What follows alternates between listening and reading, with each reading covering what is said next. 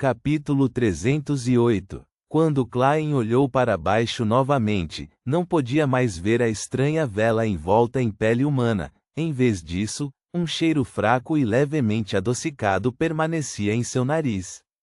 Ignorando o corpo do bispo Ultravisky, que estava deitado em uma poça de seu próprio sangue, pegou sua caixa de fósforos e acendeu um palito de fósforo. O sangue no chão desapareceu assim que a faísca foi produzida, e o bagunçado salão da igreja ficou arrumado mais uma vez.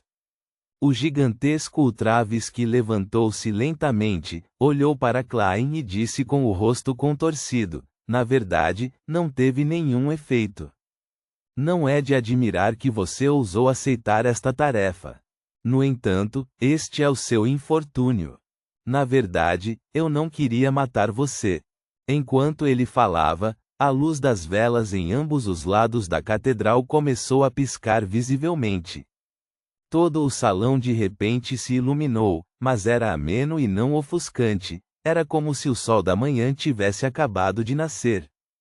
O espírito invisível desapareceu rapidamente e Klein, sem dizer uma palavra, jogou o fósforo, flexionou as bochechas e simulou um som. Bang! Uma bala de ar invisível disparou e atingiu o bispo Ultravisky fortemente no peito, produzindo um som retumbante. No entanto, o bispo gigante em algum momento equipou um conjunto de armadura de prata que cobria todo o seu corpo. Incluía manoplas, couraças e um capacete. Naquele momento, uma rachadura semelhante a uma teia de aranha apareceu no metal prateado em seu peito, mas não quebrou completamente. Até começou a se recuperar lentamente. Bang! Bang! Klein produziu uma série de sons, criando duas balas de ar que se seguiram uma após a outra, enviando-as para o peito do inimigo em uma tentativa de destruir completamente suas defesas com uma barragem contínua de ataques. No entanto, viu que na mão do bispo Ultravisky havia um florete pesado e largo, parecendo ser condensado de luz. Usando-o, ele habilmente bloqueou as duas balas de ar, produzindo dois sons que eram quase impossíveis de distinguir. Cric! Ultravisky deu um passo à frente e a catedral pareceu tremer. Ao mesmo tempo, seu florete de duas mãos desceu sobre Klein em um gesto que parecia que iria despedaçar o prédio. Antes que a espada chegasse, o vento que ela carregava quase fez Klein perder o equilíbrio. Tal poder aterrorizante! Quando esse pensamento passou por sua mente, Klein habilmente pulou para o lado e se curvou, pronto para rolar no local. Bang! O florete de duas mãos nas mãos de Ultravisky se chocou contra o chão, quebrando as lajes de pedra e causando rachaduras que se espalharam rapidamente em todas as direções. Screech! Ele arrastou o florete pelo chão enquanto mudava de um corte vertical para um horizontal, fazendo com que faíscas voassem. Este movimento foi feito para oponentes que adoravam rolar. Assim que Klein estava prestes a atingir o chão, a imagem de si mesmo sendo atingido pelo florete de duas mãos apareceu em sua mente. Ele rapidamente balançou os braços e estendeu as palmas das mãos. Ele pressionou levemente e mais uma vez saltou no ar. Uosh! O vento resultante soprou na poeira do chão, e o terrível florete achatou os bancos próximos. Porém, antes que Klein pudesse contra-atacar, o gigante bispo encadeou seu ataque sem pausa. 1 golpe, 2 golpes, 3 golpes, 5 golpes, 6 golpes, 7 golpes. Ultravisky parecia possuir uma resistência extremamente robusta. Seus ataques incessantes, semelhantes a tempestades, duraram dezenas de segundos. Ele usou as técnicas de espada mais simples, cortes verticais, diagonais, horizontais, empurrando para frente e golpeando para frente, para demonstrar qual era a maneira mais eficaz e razoável de causar o maior dano. E o alcance do florete de duas mãos atingiu uma extensão assustadora. Klein saltou, rolou e correu. Não teve a oportunidade de usar seus poderes e parecia bastante patético. Se não fosse pelos fósforos que ele jogou com antecedência em diferentes cantos da catedral e como a vela de ambos os lados do altar ainda não havia sido apagada, permitindo que ele teleportasse, provavelmente teria sido morto por seu inimigo. Como esperado de uma classe de Beyonder que é adepto do combate. Sem erros, sem fraquezas. Klein não entrou em pânico por causa disso. Entre seus rolamentos e esquivas, procurava constantemente por quaisquer falhas que o inimigo tivesse, esperando que seus ataques atingissem um estágio moderado. Finalmente, descobriu um problema com as técnicas de espada de Ultravisky. O florete de duas mãos era muito longo e muito grande, e tinha uma falha óbvia em combate corpo a corpo. Com esse pensamento em sua mente, Klein aproveitou o corte vertical do florete para rolar para a esquerda e, em seguida, com um empurrão da palma da mão, rolou rapidamente para o ponto entre as pernas de Ultravisky.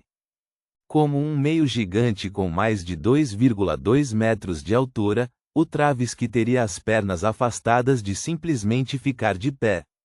Sua virilha prateada era claramente visível. Assim que ele rolou, a mão esquerda de Klein enfiou no bolso, puxou um longo pedaço de papel e o transformou em uma bengala afiada e dura. Ele então a inseriu na abertura ao lado da virilha do inimigo, apunhalando o corpo do bispo. Isso seria um golpe fatal.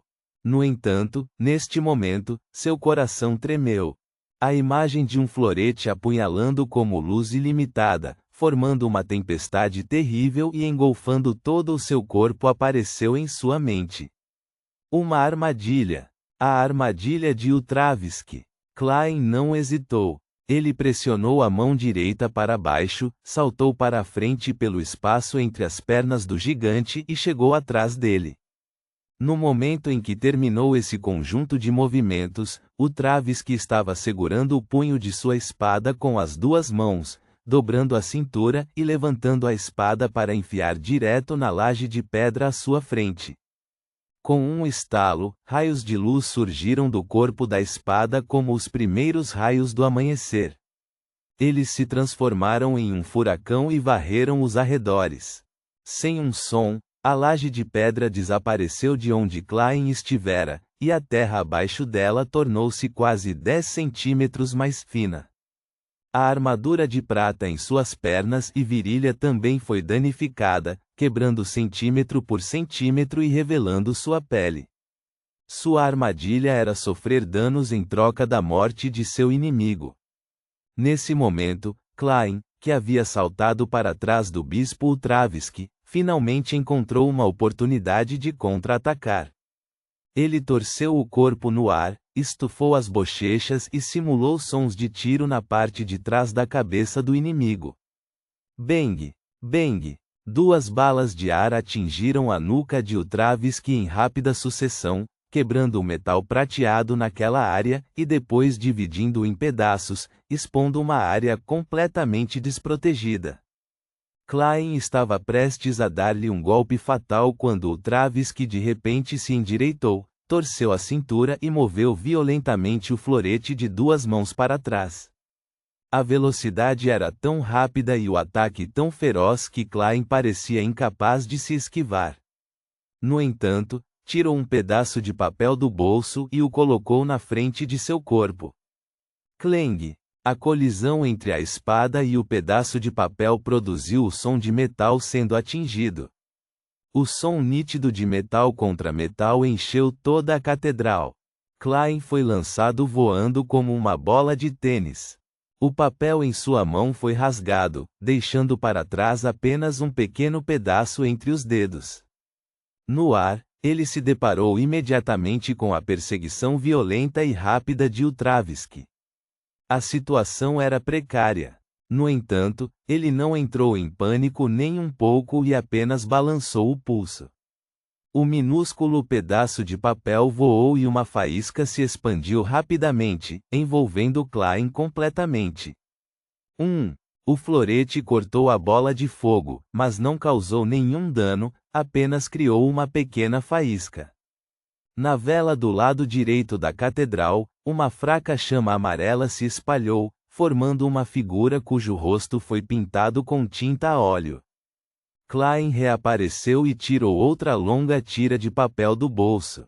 Pá! Com um movimento de seu pulso, o papel se transformou em um chicote resistente. A superfície do chicote estava queimando com chamas escarlates. Pou! Pou! Pou! Klein atacou o bispo gigante à distância.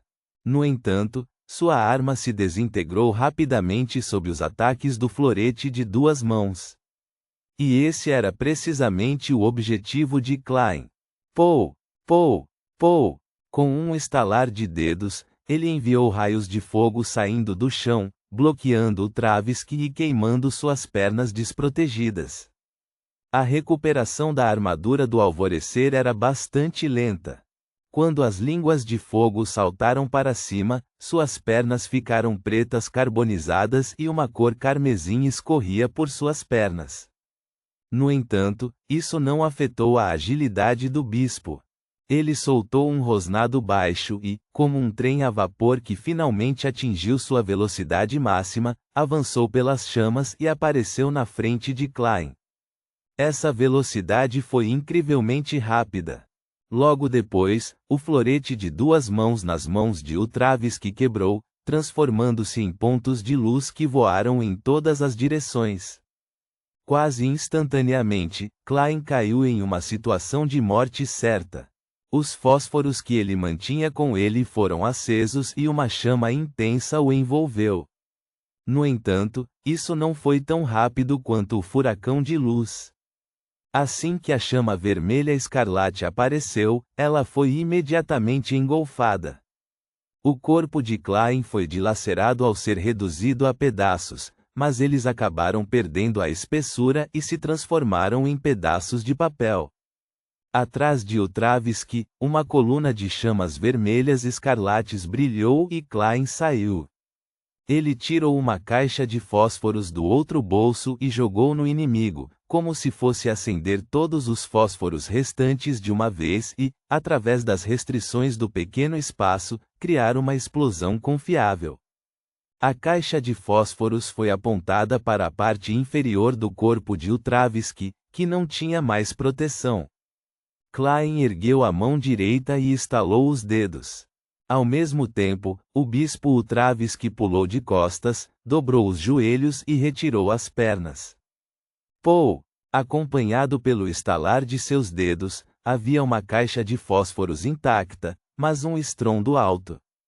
Foi uma bala de ar que rasgou com precisão a parte de trás da cabeça do bispo Travski, que carecia de proteção. Era uma arma letal que havia sido preparada com antecedência. Seu crânio se abriu e sangue e pedaços brancos esguicharam. Com grande dificuldade, Travski virou a cabeça e disse atordoado: "Você." A caixa de fósforos, que estava cheia de buracos causados pelo furacão de luz, caiu no chão. No entanto, permaneceu sem ignição. Klein riu e respondeu: "Eu nunca disse que estalar os dedos só poderia ser usado para controlar chamas e não disparar balas de ar. Olhe. Pou! Pou! Pou!"